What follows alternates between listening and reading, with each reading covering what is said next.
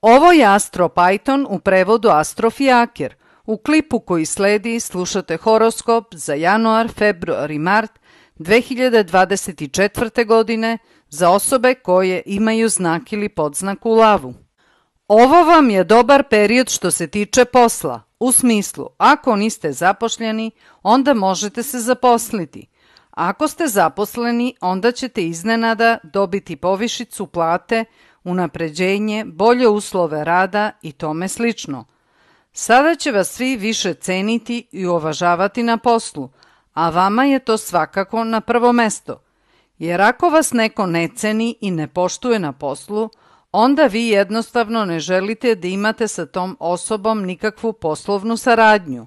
Ali ako morate, ako ste prinuđeni, onda ćete to obaviti čisto iz dužnosti i ništa više, odnosno nećete se previše angažovati, samo onoliko koliko morate.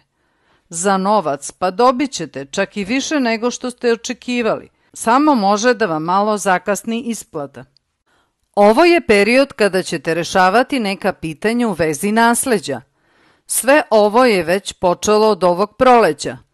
Pa neki od vas su to već rešili, a neki će rešiti u vremenu koje dolazi. Znači, nasleđe će biti jedno od pitanja koja ćete rešavati, hteli vi ili ne. Pa bolje da sve to sami pokrenete i rešite, nego da budete prinuđeni ili da čekate da se to odugovlači i rasteže u sledećih par godina. Sve ovo ipak zavisi od vaših godina i od vašeg horoskopa. U svakom slučaju ta tema, nasleđe, će se spominjati jako često u vašem životu u ovom periodu i u sledećih par godina. Što se ljubavi tiče, imat ćete utisak da vam se dešava sudbina, jer ćete osetiti neverovatnu privlačnost prema nekoj osobi koju budete upoznali u ovom periodu. Vi želite sve da kontrolišete, ali sada nećete moći, a posebno ne svoje emocije. Pa ćete imati utisak da ste osvojeni i da morate da se predate osobi u koju se budete ludo zaljubili. Ako ste u braku, onda ćete biti jako ljuti na bračnog partnera, to jest na bračnu partnerku, i to najviše zbog novca. U smislu, vaš bračni partner, to jest partnerka, troši novac ili ga gubi, ili investira u nešto, a nije vas pitao, to jest pitala, čak ni za mišljenje, a kamoli za dozvolu, odnosno odobrenje sa vaše strane za taj potez. Što se zdravlja tiče, zbog posla i puno sati rada, može se desiti da imate neke zdravstvene probleme. Obratite pažnju na sve što je vezano za kosti, a tu se misli i na zube. Možete imati problema sa kožom. Pazite šta jedete i pijete.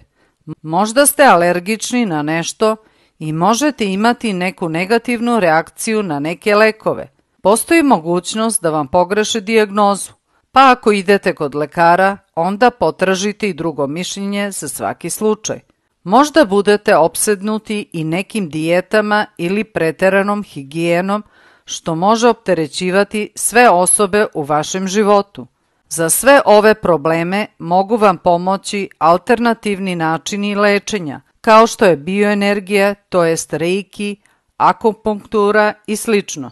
Ja sam Snežana, a za izradu horoskopa i razgovora možete me kontaktirati preko Vibera. Moj telefon je 00389 7555 8066.